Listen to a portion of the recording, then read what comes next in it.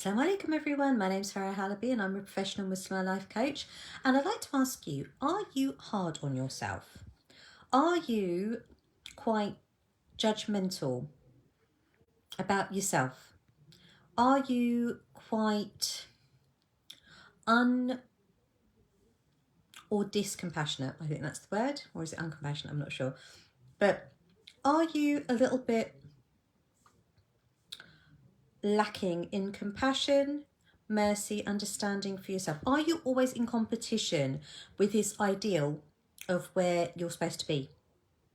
Are you constantly striving, which isn't a bad thing, but are your expectations of yourself realistic? And what are they based on? Where is it that you feel you need to get to? What is it that you feel you need to just get? Because as human beings, we know a lot of stuff.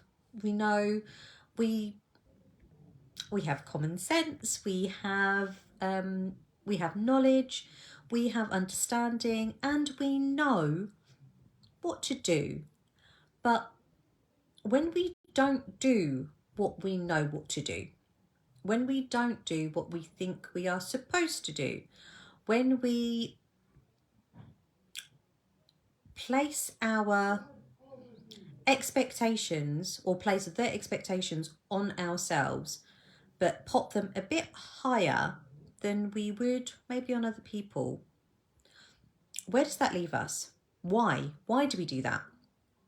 And specifically, if you are a Muslim woman who is very ambitious, who has a lot of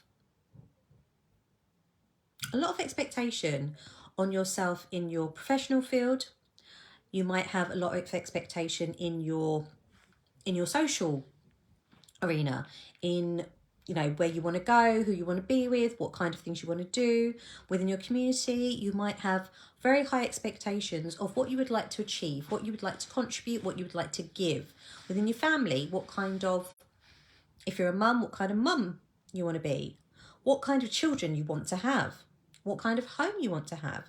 You may have very, very high expectations on what it takes for you, or what is expected of you in those arenas of your life to make them reach or fulfill the standards or the expectations that you have.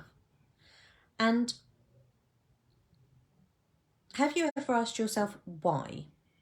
Why do you have those expectations?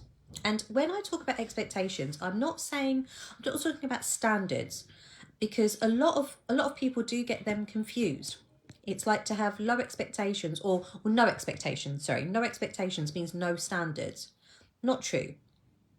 The expectations, if you think of what the word expectation means, what you expect of yourself, what you expect of others, it's a thought. It's what you think should happen. It's an assumption as well. You're assuming that things should be that way or shouldn't be that way. But it comes down to, it comes from you. There's no one rule for everyone. There's no concrete kind of rules for how you live your life, or what you expect of yourself, or what you think you should do, what you believe others should do. That's being created by you all the time. So where did your expectations come from? Where did your expectations for yourself come from? And have you ever questioned why?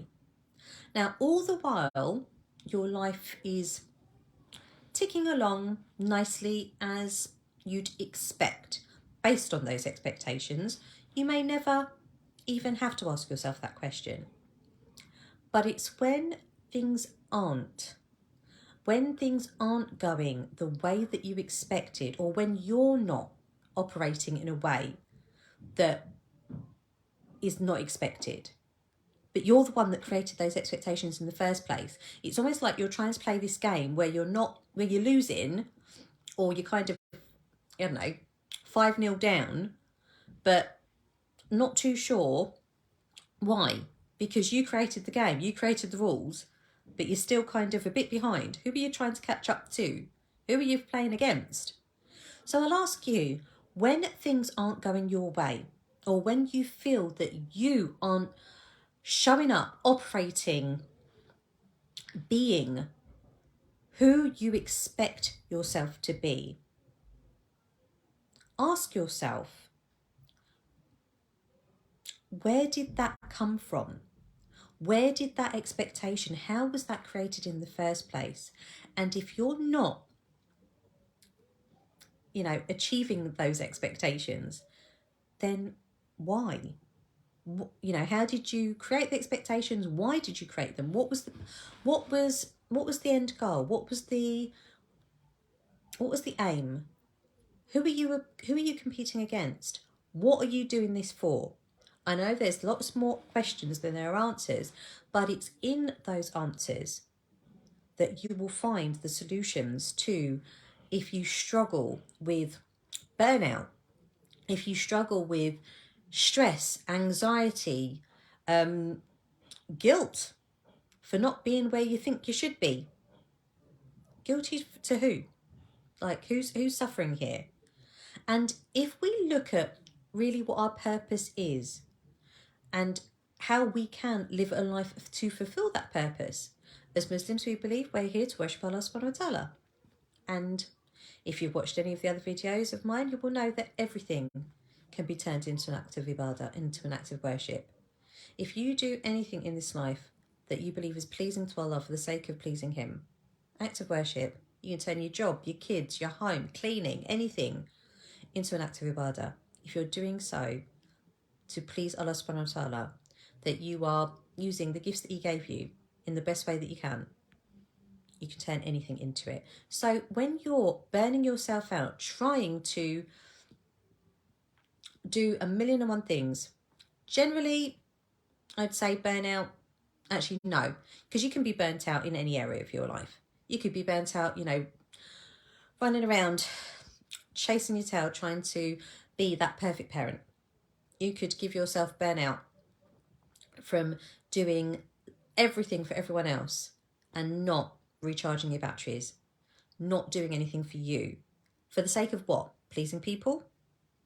For people to be pleased with you? Okay, it's nice. People say thank you. People think you're a lovely person. I'm done, lovely. But if you think of what that pleasing that person does, it's a very, very minimal return on your investment. Someone says, thanks very much, ta love, and you've just exhausted yourself doing whatever it is to elicit a thank you from someone, as lovely as that is. SubhanAllah, what if you exhausted yourself in the endeavours of pleasing Allah, and He actually doesn't require you to exhaust yourself. He doesn't ask you to metaphorically kill yourself. He asks you to strive, absolutely, but not to the level of burning yourself out. And the thank you, if you like, or the return on that investment is going to be infinitely more than a lip service thank you. The blessings and the rewards for striving to please Allah subhanahu wa ta'ala, well, what do you think they'll be? So I'll ask you again, why? Or where? Where did those expectations that you've placed on yourself come from? Why are you doing all of this? Why are you burning yourself out? Why are you feeling guilty? Why are you feeling frustrated, angry, exhausted, hard done by? Because you are turning yourself inside out to please others, to get to a standard of what? When will it be enough? When will you be able to turn around and look at yourself in the mirror and say, I'm okay, done everything I wanted to do. Enough is enough, in a good way. Or are you striving just to get there, but there seems to get further and further away? How would you know if you'd got there? How would you know if you'd done enough? How would you know if you'd achieved those expectations? What would that feel like? Again, more questions than answers, but I'll ask you to reflect upon it.